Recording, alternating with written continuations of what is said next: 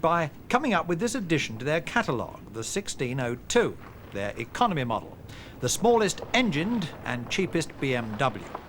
Here's Richard Hudson-Evans with the first of our car tests this week. Well, still basically the familiar 4 to 5-seater, two-door sport saloon body shape of the 2002. A shape which one used to think would never date, but frankly now is beginning to look all of its 8 years of age. But instead of the 2-litre, usual engine for the 2002, what they've done instead this time is to come down to, revert to really, the 1573cc engine for the 1602. An engine which was dropped from the catalogue 2 years ago. Well, quite a change of policy. Which they've done, of course, to provide their sporting executive clientele, many of the younger ones, one suspects, used to go to Mercedes.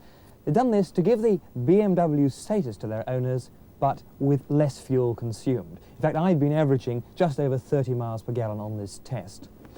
The most economical BMW yet, certainly in their range right now, and also, presumably primarily for marketing reasons, they've amazingly managed to keep the price at under £2,000. Even though an economy model, 100 is still possible, while you can, if you want, stir it up to get to 60 in 12 seconds. Although, I must say, I've been disappointed with the 4-speed gearbox noise in the lower gears, particularly in first, while the controls, the clutch pedal, gearbox and steering seem to be all on the heavy side. However, the brakes are very confidence-inspiring, and so's the road hold, and out a legacy of their regular forays into the European saloon car championship scene. The suspension is independent all-round, and there's an anti-roll bar fitted across each end. And with such 1600cc British competitors as a two-door Ford Cortina, as much as £500 cheaper, and I suppose about the nearest competitor in terms of specification is British Leyland's Triumph 1500TC, which is still £300 cheaper, and then there are replacement parts, which are very much more expensive than British equivalents. However, countering the higher purchase price, as well as the increased cost of spare parts, even the minutest scrutiny cannot really fault the quality of the workmanship of the men of Munich, because it is very well finished indeed. Inside, it's generally up to date. There's nothing particularly economy about the seats, most comfortable, now they're with the usual headrests. The latest instrument panel is very practical too. The steering wheel, they're as per the 2002, and all the controls, they fall faultlessly to hand. Such a pity, though, that they haven't fitted the car with eyeball fresh air ventilators. They still use the rather old-fashioned opening quarter lights.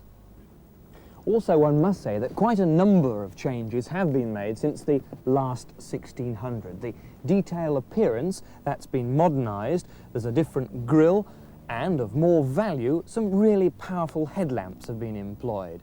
Apart from more fashionable wheels, the track has been widened to advantage both front and rear. The rear lamps, they're the latest, and it's good to see that the positively cavernous boot hasn't been encroached on at all. However, if you do find the economy car scene just a bit boring, then it's good to know that you can still get the ultimate BMW 2002, the Turbo.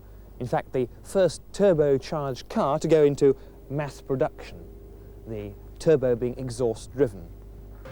Spoilt perhaps by the Batmobile spoilers and the go faster stripe treatment, but very, very quick. 100 taking you less than 20 seconds. Yet, however much of an enthusiast you may be, my goodness, you need to be mighty keen to put up with left-hand drive only for the British market for a price that could get you a pair of 1602s plus some change.